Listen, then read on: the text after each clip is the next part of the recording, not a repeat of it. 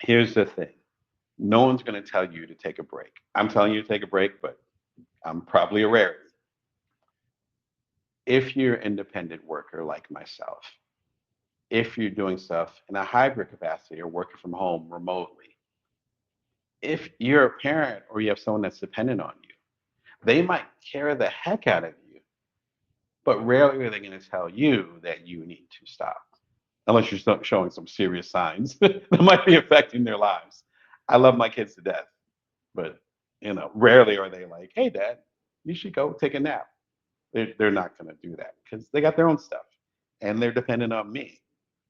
So things need to keep going in some fashion. That means that I and I alone am responsible for this, taking care of my family, taking care of my home, taking care of my businesses. I have a few businesses. If that's the case, then if I'm going to rest, I need to have some type of strategy. I can't just think that rest is going to magically happen. It's not. That's what I'm here to tell you. Rest will not magically happen, particularly if you're an adult and you're adulting. It's not going to magically happen. What will keep happening are bills, right? Death and taxes. Shout to Marvin Gaye. They will keep going. So it's up to you, up to you to plan in a way so that you can take the rest that you need. That gets into strategy. You need to have a strategy.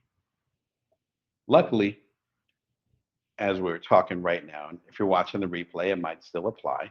We're at the beginning of a new year. You can start fresh. That means you got January to March, et cetera, et cetera. You got all these quarters ahead of you. Number one, start planning your quarters now. Financially and otherwise, I already have my first quarter planned for next year. That helps.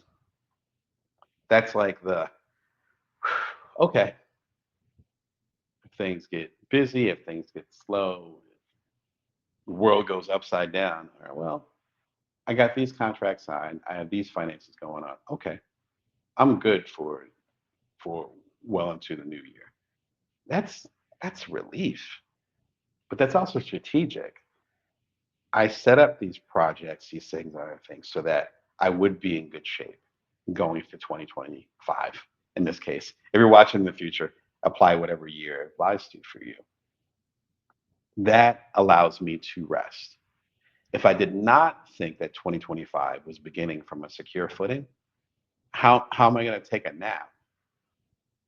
How am I going to be at Christmas Eve dinner and then not thinking about how am I going to get through this year? Like that's not, even as far as me.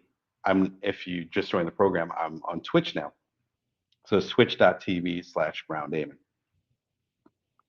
Me doing moves like that, that's creating a potential, even another financial future that allows me to rest in the future.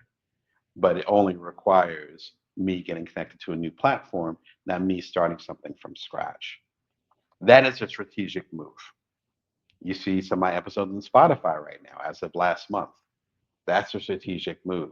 Even though I'm just creating these episodes, obviously one at a time, but they're on multiple platforms. I've become more agnostic, not just having it on one or two platforms. My point is this: if you're going into 2025 and you do not have a business plan as well as a plan for a break, then you can't assume that either one of those things are going to succeed.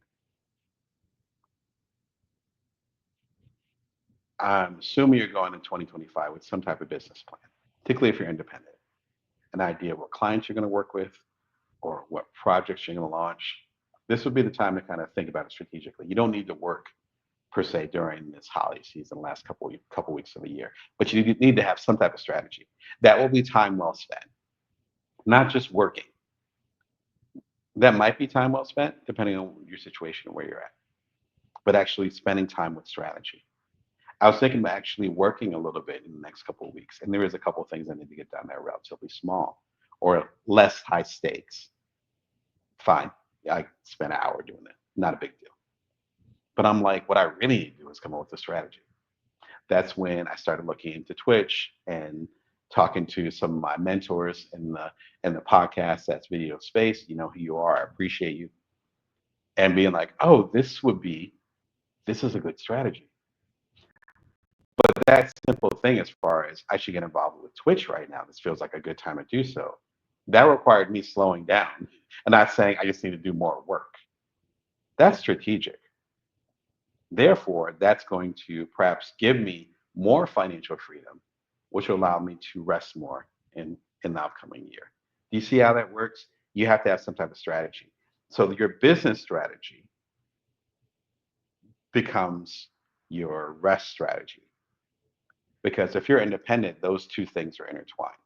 They have to be. As we say in the independent game, often if you don't work, then you don't eat. I don't, again, I don't have I can't just go in my cubicle or the equivalent of it or my office, close the door, and then just get through the day and then get a paycheck every 2 weeks. I can't do that. No shade if you're doing that, but it's literally not an option for me. For a lot of y'all watching, which is probably why you're watching, it's not an option for y'all either. So we have to act accordingly. We also don't have set vacation times, and often our vacations are based on what the world is doing, where as in you can't work right now because your clients aren't available because they're on holiday, as you should be. Again, as we talked about earlier in the episode, you folding into whatever vibe is happening in the greater world. It's my long way of saying that if you don't organize your year right now, as far as how you're going to act accordingly within your business, then there's no way you're going to be able to bake in the rest that you feel like you might need. They're one and the same. Because if you're running your own business or independent, you are the manager. You can't ask for time off. You have to create time off. You can't go to HR and say, I need this. No, you can't. There is no HR. So you're going to have to work from that perspective. One of the things that helps me a lot is figuring out what the priorities of the upcoming year are going to be. And then that allows me to carve out what my strategy is and therefore allow to do this, such and such. One of my priorities is getting more rest. This was so much transition this year. If you're a longtime viewer, you know this is a new office, so I'm at a new place. Um, my eldest just started middle school, so now suddenly we're starting to go into teenage land, which I've never experienced, and neither has my co-parenting partner. You know, I'm getting older, so it's not a milestone year, but it's one of those years where I'm like, oh man, I actually am getting older. Holy crap! This wheel of time only turns one way. You know what I'm saying? Just so much transition, so many changes. With that in mind, I have to say, okay, with all this upheaval and changing, of course, all the stuff happening in the world, and even here in America recently, it's like, well, what are my priorities? What's important to me? Well, one of those things is rest. I've been through so much transition this year. I've had a lot of episodes about transition, so hopefully I've been able to take you guys with me. Feel free to check out the whole catalog at you can go to bringyourworth.tv and you'll see the whole catalog. Lots of live shows as well as some edited shows. Talk about change, transition, creating consistency and stability, learning self-love and self-compassion, and all that stuff. I've tried to cover all that stuff for you guys as I was going through it myself. So rest is a high priority for that. So whatever, sorry for kicking the camera. My camera's got a mind of its own today. But doing all those different things, I know what I'm going to go into in the upcoming year. And I'm all like, all right, well, rest has to be one of those priorities. Another priority is reaching out at other places, which also will enable me to rest, as well as bringing even more financial stability, as well as supporting the sponsors. Shout out to Short Form for sponsoring this episode, allowing my sponsors to connect with more people too. Like all that stuff is connected. What are the three priorities that you want to put into this upcoming year? And then work backwards from there.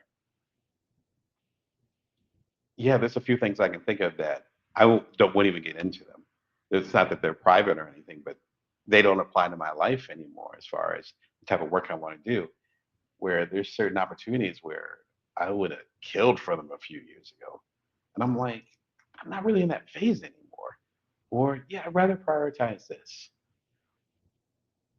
There might be certain things opportunities that pop up, hopefully for you.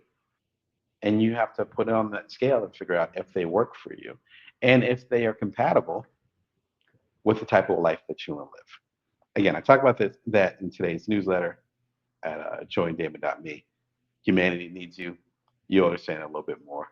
It's not a slam on AI, I promise. In fact, there's an AI advertisement in there. Nothing wrong with AI, but more like what kind of experience we want to have, and how do we want to prioritize things in our life. When it comes to figuring out our priorities and streamlining things, again, systems are a big part of it. One of my favorite things that came up, I just discovered them this year. It's called Shoebox. Back in the day, you'd have your Nikes if you're lucky, or you had your LA gear, whatever was hot, and they would come in a shoebox. They still do, but it's not as popular. It's not as classic as the as the shoeboxes used to be, right? Shoebox is also, once you got your shoes, particularly if you're old school. I never went through this, but more of the previous generation. That's where you keep your receipts. So you have a shoebox, you keep your change, extra money, keep your receipts. If you're like my late grandmother, rest in peace, you might have kept it under the bed, slid it under there. Folks, there's folks that survived the Great Depression. They weren't trying to put their money in the bank, but you have your stack of money, or you got whatever in your shoebox. That's where this term comes from, as far as something being shoeboxed. That's exactly what this platform does. It will organize the receipts and other things that you have throughout the year. If you're independent, you're probably going through what I'm going through, where it's like, okay, the year's going to end in exactly 2 weeks. We got 14 days. And then I'm going to start getting all the tax information from all the different clients that I work with, whether it's agents or an independent article over here, whatever. Getting all that, I need to compile that. I need to get my receipts, which I have some receipts right out of you here that I need to organize. One of the things I might need to do during vacation. That's a good that's a good use of my time. And it could be relaxing too, if you're a nerd. If you're a nerd like me, I need to organize that, all that stuff. Shoebox will help you organize all that. The reason why I say that is that when the year ends, you start getting all the tax information here, is here in the United States and probably Canada, all the tax information. And then you're working with your tax preparer, you're working with QuickBooks, which I'll talk about in a second. You're working with somebody, or if you're brave, you're sending your stuff in by yourself. This will help you organize that so it's not a nightmare. And yeah, let's cut straight to the chase.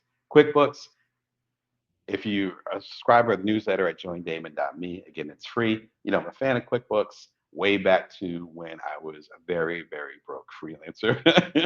I don't think I could afford to do the H&R Block or whatever was hot at the time. And yes, I could just do my stuff on my own. I'm a DIY person myself. As you can tell, I got my own TV show, so doing my own taxes wasn't ever a big deal. QuickBooks is a great guide from that. Number one, you can actually put in your taxes through it, which was very relatively novel at the time when I used it back in the day, but now it's even more streamlined. They actually have certified tax agents that can help you with that. It's also a way where it can connect to your bank accounts, and then it becomes almost like your profit and loss sheet. So I looked forward to looking at my QuickBooks and then figuring out if I made a profit that year or not, which sometimes it was not a profitable year to my shock, but having everything organized. And finally, they have a new system. We're actually using AI to recommend where you can cut back on things and things like that, almost like having your own personal financial assistant. Be sure to check them out and see what's happening over there.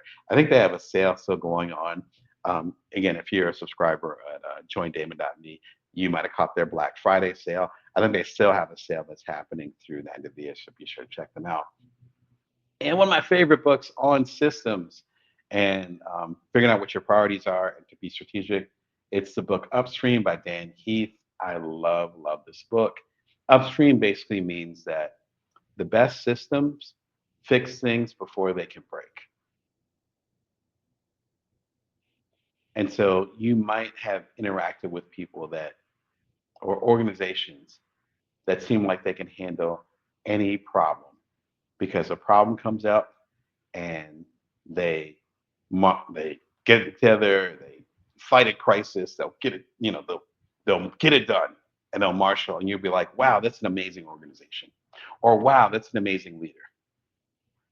Dan's actually making the opposite argument, which I agree with, is that the amazing leaders and the amazing organizations and the amazing people, if we want to get individual, they already have a strategy in place so that it doesn't become a crisis. But they're the ones that usually don't get the credit for it. They're not admired, right? We admire the folks that run into the building that's on fire. We admire the folks that get some curveball that could have happened, but they didn't think it was going to happen, and they're able to rise to the top, rise strong, as Brene Brown would say. But the real genius is when people have and organizations have very little trouble at all. But that's because they planned in such a way so that they wouldn't have to be in a crisis in the first place. That's what upstream means. If you think about it like a river, downstream means it's here, you got to deal with it. Upstream means let's fix it up there so that it's not even an issue and it never gets downstream. Best way I can to succinctly say it, I have a couple episodes about the book Upstream. You can just do a search at bringyourworth.tv. I've talked about it in quite a few live episodes. Just get the book. I think it's also available on short form, so be sure and check it out there. So those are ways that you can plan strategically for your upcoming year. What do you plan on doing in this upcoming year to strategically plan for, number one, to hit your business goals, but number two, to hit your personal and rest goals? What are you guys doing? Feel free to jump in the comments. Let me know what's happening. I'd love to hear it and how I might be able to help.